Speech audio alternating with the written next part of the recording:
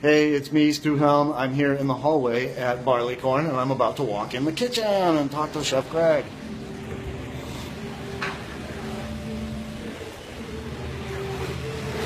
Here we are in the kitchen, and here's BB, who I just met. BB, do you want to say hi? Hi. I'm bothering the kitchen staff while they're super busy. Sorry about that. No problem. And here's Chef Greg. Hey, Chef Greg.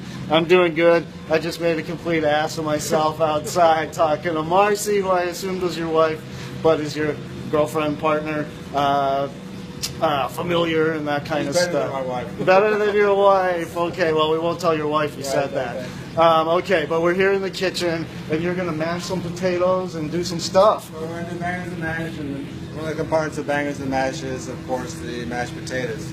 And so you go through the process. We cook our potatoes until they're, you can take it in your hands and break them apart like that. Okay. So you need to drain them. The important part of mashed potatoes is to get the water out. We need to drain them.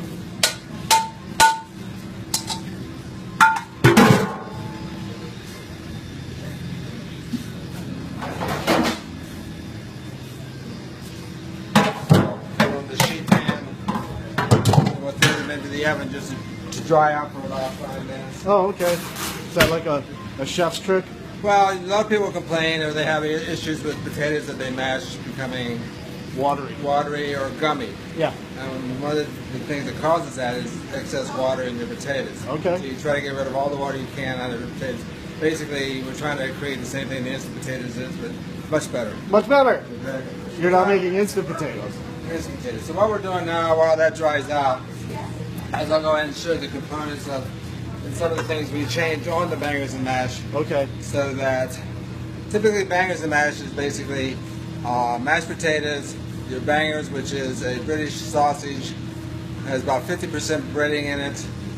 Obviously, I think it was probably made during the war. Okay. In an effort to get a sausage. It didn't cost a lot of money. To stretch out the meat. Stretch out the meat so they could feed the people. And then people are like, these are delicious. Exactly. We're keeping them as part of our culture. Right. Yeah. And so we get our bangers from a place that makes sausages somewhere down the mountain in North Carolina. I forget the name of the town right now.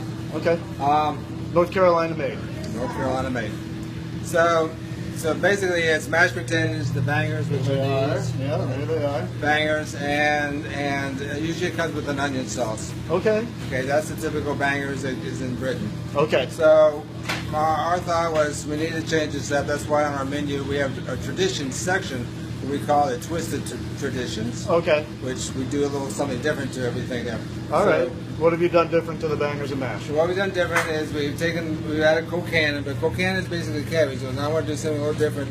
So this is kale, radicchio, there's some Brussels sprouts in there, and cabbage. Okay. So we'll saute that. We'll go ahead and heat up our bangers. We'll pop that in the oven.